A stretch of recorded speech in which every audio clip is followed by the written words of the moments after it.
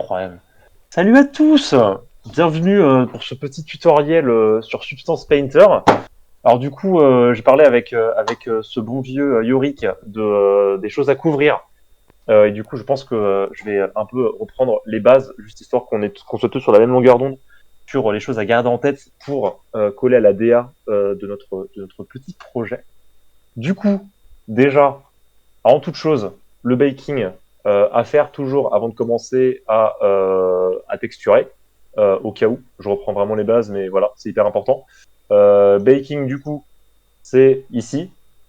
Si jamais votre mesh n'a pas de high poly, comme le mien, c'est pas grave. Il y a juste à cocher use low poly mesh as high poly et mettre un petit super sampling. Le 16, c'est un bon entre-deux. À éviter de mettre le 64 parce que sinon ça fait cracher le PC une fois sur quatre, donc à éviter. Du coup, le petit 16, pour n'importe quel mesh, ça fait carrément le taf. Petit bake, je l'ai déjà fait, du coup, je retourne en arrière. Hop là. Voilà. Donc, on a notre magnifique objet qui est baké là. Du coup, voilà. Alors, pour commencer, je vais faire un petit point sur la logique que j'utilise pour faire mes textures.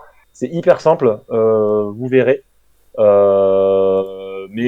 comme ça, on aura une DA qui sera cohérente.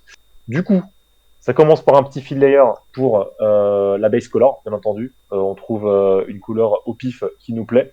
Alors là, c'est normal, tout sera sur le même layer. On verra tout ce qui touche au masking plus tard. Du coup, voilà.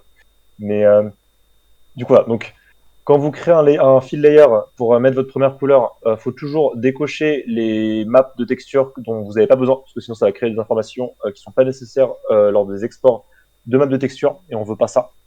Du coup, moi je garde uniquement la color et la roughness, parce que la roughness c'est pour gérer la brillance de l'objet, et moi j'ai pas envie d'avoir de brillance, du coup je la mets à 1, ou à moins vu que c'est un champignon, bref, c'est pas grave. Du coup voilà. Donc ensuite, l'étape qui suit, c'est du coup la création de variations de couleurs.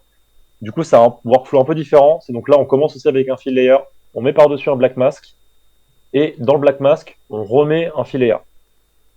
Donc ça, en gros, le fill layer, on va lui donner ce qu'on appelle un masque, enfin une map de noise.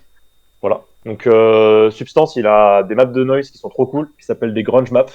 Vous les avez toutes quand vous tapez grunge dans la barre de recherche. Et du coup, c'est des maps de noise en fait, mais qui ont des patterns qui essaient d'émuler des vraies textures de la vraie vie véritable. Du coup, voilà. Donc on peut trouver un truc au pif, voilà. On va prendre ça par exemple. Alors, j'ai ma grunge map. Il y a un truc bizarre qui apparaît directement, c'est que vous voyez là, il y a ce qu'on appelle des sims, qui sont du coup les marques d'UV. Et c'est juste en fait c'est juste en fait la map de grunge en fait passe du coup de haut en bas. Et du coup, vu que les UV sont pas bien faits parce qu'ils ont été faits en auto, bah, du coup forcément ils ont différentes valeurs en fait de map de grunge à différents endroits. Et du coup, c'est pas beau. Du coup, pour ça, il y a un fixe tout con. C'est quand vous avez sélectionné votre grunge brush, enfin votre layer de grunge, dans projection, au lieu de mettre UV projection, vous pouvez mettre triplanar. Et ça, hop, voilà, ça met tout sur le même plan. Et donc c'est magnifique. Ça Vous projette pouvez sur bien. la vue en 3D plutôt que sur les UV. Ouais, exactement. C'est ça. C'est ça, c'est ça.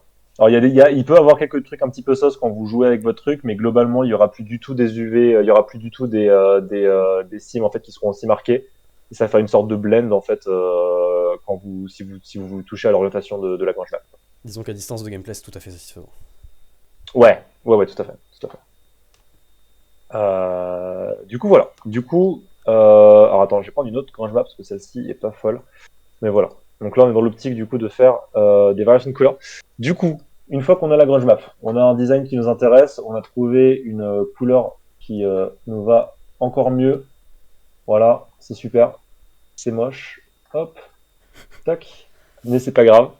Voilà. Donc ensuite, pour avoir un côté un peu stylisé, il y a des trucs qui s'appellent des filtres. Et le filtre qui carry un petit peu pour le styliser, c'est un filtre qui s'appelle le blur slope. Du coup, le blur slope, ça donne ça comme rendu. Qu'on passe de ça à ça. Voilà, truc un peu peint à la main.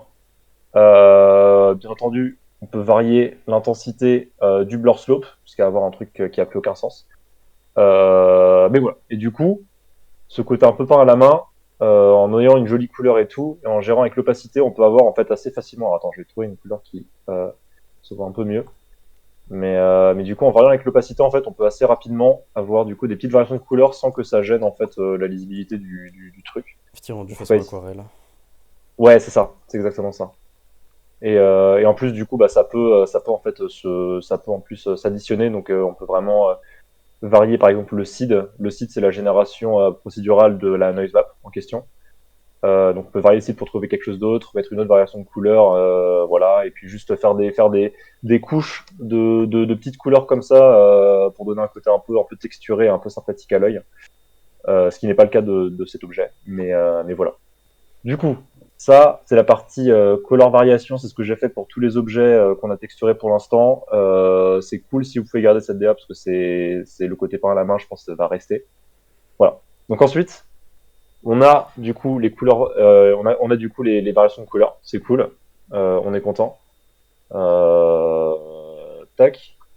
Maintenant, il y a le magnifique monde des générateurs qui s'ouvre à nous. Les générateurs, c'est fabuleux.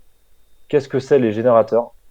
C'est alors vous pouvez ajouter ça du coup, donc pareil, les générateurs, ça va fonctionner comme ce que vous avez fait pour les couleurs variations, c'est-à-dire avec un fill layer, un black mask, et dans le black mask, vous mettez votre générateur. Les générateurs, ça fait du coup plein de trucs. Et ce qui nous intéresse en particulier, c'est l'ambient occlusion, qui est là, et la curvature. L'ambient occlusion. Alors, l'ambient occlusion, en gros, ce que ça fait, c'est que ça va mettre en valeur les zones d'ombre. Voilà. Donc là, vous avez appliqué votre générateur d'ambient occlusion, c'est tout blanc, c'est pas beau. Si on appuie sur invert, là, ça marche. Je sais pas pourquoi c'est comme ça, mais faut appuyer sur invert pour que l'ambient occlusion va bien fonctionner. Sachant que tous les générateurs, la majorité des grange maps ne marcheront pas si votre objet n'est pas bake. Du coup, si jamais vous avez des couilles pas normales avec ces générateurs-là, c'est que vous avez sûrement fait une bêtise comme ne pas avoir bake. Du coup, voilà. C'est pour ça que c'est important de faire un bake, même s'il n'y a pas de version high Ah poly, ouais, juste pour avoir ces informations ça, de la texture. exactement. Quoi qu'il arrive, le bake est nécessaire. Donc voilà, donc ça va juste faire une petite sélection qui va vous permettre de créer vos petites zones d'ombre comme vous voulez. C'est purement après du goût personnel, la manière dont vous gérez l'opacité, tout ça. Je sais, moi, ce que j'aime bien faire quand je taffe avec de l'ambient occlusion, c'est d'avoir un layer avec une ambient occlusion qui est assez large, mais très peu prononcée, avec une toute petite opacité de genre 25-30 grand max, et avoir un deuxième layer d'ambient occlusion avec un truc beaucoup plus réduit, mais une plus grosse opacité, et du coup avoir une sorte de gradient un peu plus contrasté au niveau des zones d'ombre. Ça peut avoir un côté un peu sympathique. C'est pas le meilleur exemple, cet objet-là, mais enfin vous avez capté, Il n'y a pas forcément la beaucoup de logique. creux, mais oui. Ouais, c'est ça. C'est un peu le problème. C'est pareil, bah, pour le prochain, du coup, parce que du coup, donc ça c'est l'ordre d'occlusion à utiliser pareil à chaque fois, c'est hyper important pour contraster les objets. Et l'autre générateur qui vient s'ajouter à ça et qui du coup va pas bien marcher sur ce champignon, encore moins que là-haut, c'est du coup la curvature. Hop, tac, curvature qui du coup, comme son nom l'indique, va indiquer les edges en fait de votre objet. Ça marche pas du tout sur cet objet, c'est dégueulasse, mais on peut le voir vite F. En gros, ça va taper vraiment dans les edges, les zones qui normalement devraient être soit tapées par la lumière, soit juste sont acérées quoi. Et du coup, ça met une marque là où ça doit aller. Mais par contre, du coup, avec un objet qui est un peu moins courbé, le rendu sera vachement plus joli. Donc c'est pas, Particulièrement c'est pour tout ce pas, qui est ruines, roches, etc. ouais, C'est ouais. important pour les Et même réactions bois, edge genre, prononcées. Ouais, ouais. ouais, ouais, ouais. Toutes les stries du Rainure de bois, les bois, ça marche pas nervures mal. et autres. Ouais, c'est ça, c'est ça. Ben, je montrerai après le rendu sur un truc où ça marche s'il y a le besoin. Mais bref. Donc ça, color variation, ambient occlusion et la curvature, c'est la base du workflow qu'on a niveau texture. Ça prend 2 secondes à faire, ça demande juste une palette de couleurs sympathique, et avec ça c'est bon. Une fois que vous avez fait ça, il y a un autre truc incroyable qui vient s'ajouter à tout ça, c'est un truc qui s'appelle les Smart Materials. Les Smart Materials, alors attends, Keka, hop là. Les smart materials, qu'est-ce que c'est? C'est en gros, alors ça va s'afficher dans votre content drawer. C'est cette icône-là. Les smart materials, en gros, si j'en mets un au pif, bah tiens, si je mets genre par exemple ceci, hop là. En gros, c'est juste un folder qui a plein de layers dedans et qui va du coup s'appliquer, qui va s'appliquer en fait sur votre objet. Et donc c'est en gros tant que votre objet, tu vois, a des générateurs, a des variations de couleurs et tout ça, c'est des paramètres que sur un mesh ou sur un autre, ça va rien changer. Du coup, vous pouvez juste l'appliquer en fait un peu de manière procédurale sur n'importe quel objet tant que ça a la même Matière. matière, quoi. Ouais, c'est C'est de la ça. génération de textures procédurales, donc l'avantage c'est que ça s'adapte à la mèche quoi qu'il arrive. Et c'est Ouais. préfet soit par Adobe, soit là en l'occurrence tout les TA2 par Nobeboo. Voilà, c'est ça. À éviter, si vous pouvez, d'utiliser ceux d'Adobe parce que le plaisir des textures d'Adobe font des trucs qui sont surtout photoréalistes et c'est pas ouf pour la DA de notre jeu. Du coup, le mieux vous pouvez passer par des trucs faits main, le mieux c'est. Et donc si Mais vous ouais, avez besoin, n'hésitez pas à leur demander parce que comme ça on a une DA dans laquelle tous les rochers sont ressemblants et cohérents. ouais, Toutes les tout à fait, plaques de marbre le sont également, tout le bois l'est. Et vu que là c'est vous pouvez ça. voir qu'ils sont déjà faits la plupart des matériaux. On a ça pour l'instant en termes de base de smart material. Alors il y a des champignons, il y a des cailloux, il y a d'autres champignons, il y a du bois, il y a un truc de sol, il y a d'autres trucs. Enfin voilà, du coup on peut donner au besoin, ouais, en effet.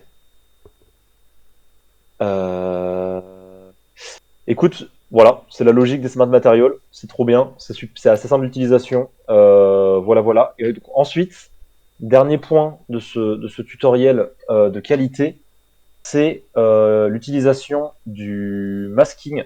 Parce qu'en gros, pour ceux qui étaient là, je crois que vous vous en souvenez, pour ceux qui n'étaient pas là, je sais, enfin, vous ne devez pas vous en souvenir.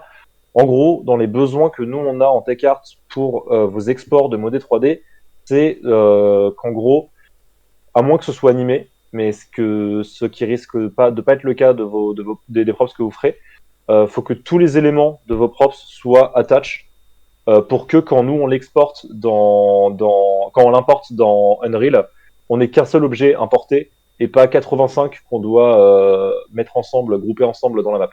Et donc pour préciser la Euh, chose, il faut qu'avant ouais, l'export, avant la transformation en FBX, depuis le fichier Blender ou Maya, au choix, ça soit un seul objet. yeah. Parce qu'on peut mettre plusieurs objets dans un seul FBX, mais là il faut que ce soit un seul objet dans un seul FBX.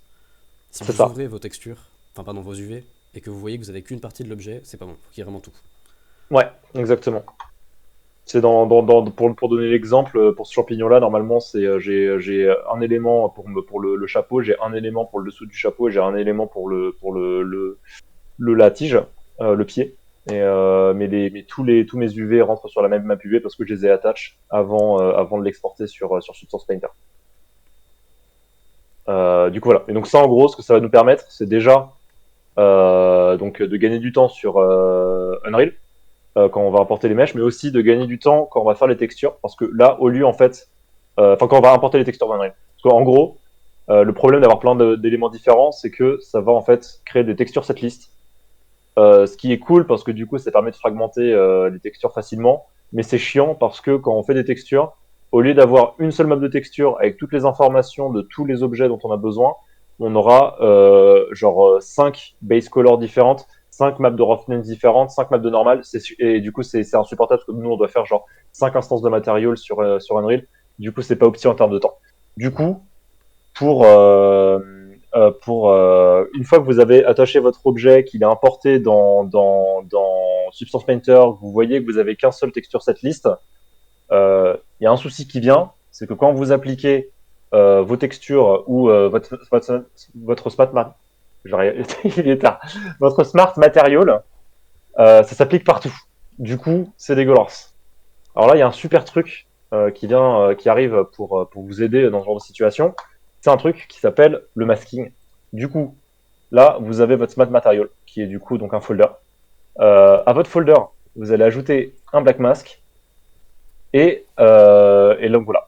Et donc ensuite, vous allez appuyer sur ce petit bouton-là, qui est le petit carré avec un trait en diagonale, voilà, qui s'appelle Polygon Fill. Vous allez cliquer dessus. Et donc ça va vous ouvrir tout ça. Donc en gros, ça va vous permettre, en gros, je vais prendre un exemple avec ça. Hop là. Ça va vous permettre en fait de sélectionner des éléments. Donc ça peut être des éléments, ça peut être des grids UV, ça peut être juste des faces, ou ça peut être des triangles, mais ça sert à rien les triangles honnêtement. Voilà. Et voilà. Mais du coup, dans le cadre précis où vous avez plusieurs textures que vous voudriez mettre là-dessus, genre là par exemple, moi ça c'est le smart, le smart.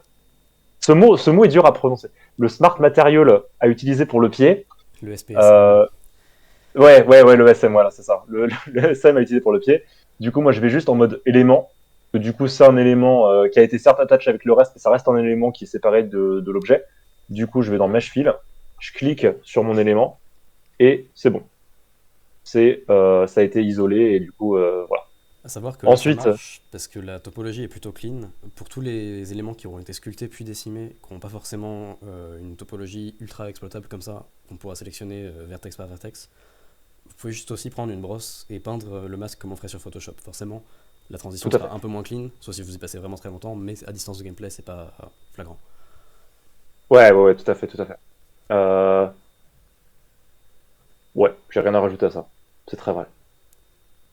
Et du coup, après, pour la suite, bah, du coup, c'est le même workflow. Donc, pareil, vous rajoutez votre truc, c'est dégueulasse. Pas de panique. Black mask, mesh fill, élément.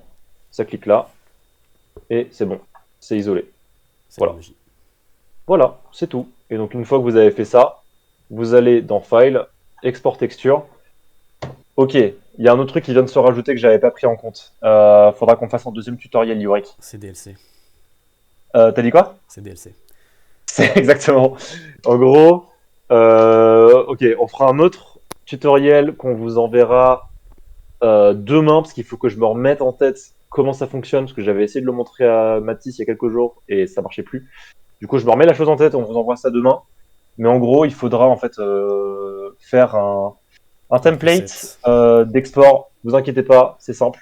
C'est vraiment très chill. Mais en gros, en fait, dans l'optique, il faut juste importer. Enfin, il faudrait juste pour exporter en fait la map de base color, la map de normal et une map ORM qui veut dire du coup occlusion, R pour roughness et M pour métallique. C'est comme ça on exporte que Euh, les trucs qui nous intéressent en fait. ouais, exactement. Et en plus, on a une map où on a trois maps de texture qui sont centralisées sur une seule map de texture. Du coup, c'est hyper opti. Yes. Du coup, voilà. Mais donc ça, je vous enverrai ça demain avec le partenariat de Yorick pour l'enregistrement. Oh là là, le petit featuring. Bien Incroyable. sûr, bien sûr. Dégueulasse Et sur Discord voilà. en live, évidemment. Création de production à Toujours. très haut budget sur ce projet. Ah, je suis désolé. Écoute, voilà. On s'est dit qu'il On fallait espère que matcher ça aide. l'investissement et la qualité de Roman.